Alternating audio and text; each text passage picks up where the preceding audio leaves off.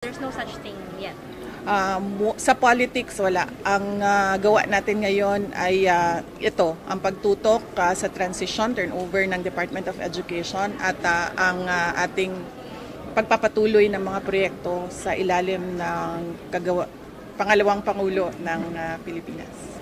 Mr. John Boten, GMA Super Value Cebu. Vice President Sara, si Inuit ang mga kaupan sa partido sa PDP Laban here in Cebu.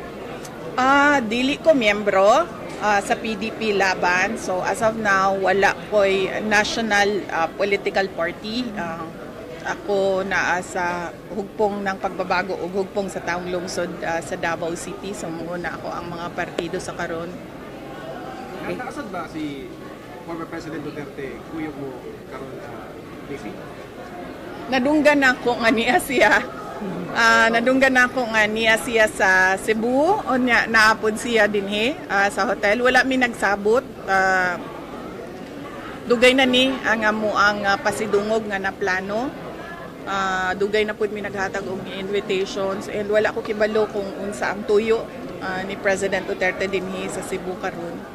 So wala yung mga political plans after this event? Wala. Morning ang aduhatong session for pasidungog, isa sa buntag, first batch, and then sa second batch karong hapon, and then mo balik ko og Manila Last para question sa Mr. John Aroa TV5. Hi, DB. Basta. DB, I'd just like to ask lang po, DBP po is, DBM has a proposed budget, 6.3 trillion pesos proposed budget for 2025. And I would just like to ask if you are still seeking for fiscal year 2025 from the Congress for the OVP. For the Office of the Vice President, no, wala kami proposal ng confidential funds for this year. Thank you. Recommend po ba kayo, Vice, na papalit sa inyo sa DepEd?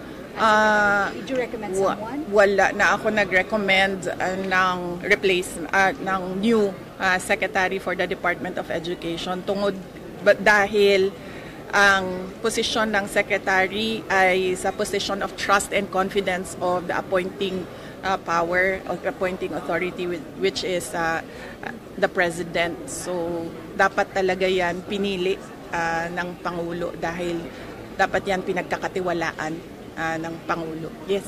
One last po, From PTV4. Present po ba tayo sa Palarong Pambansa po, opening for this coming July 9? All nationality. Yes, apo.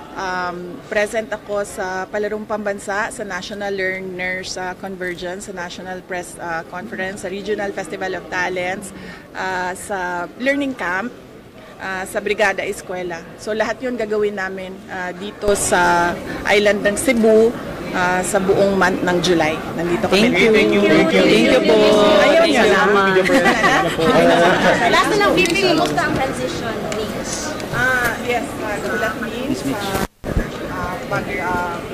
pag-announce sa President kung kinsa ang bagong secretary sa Department of Education. And nakaandam na to.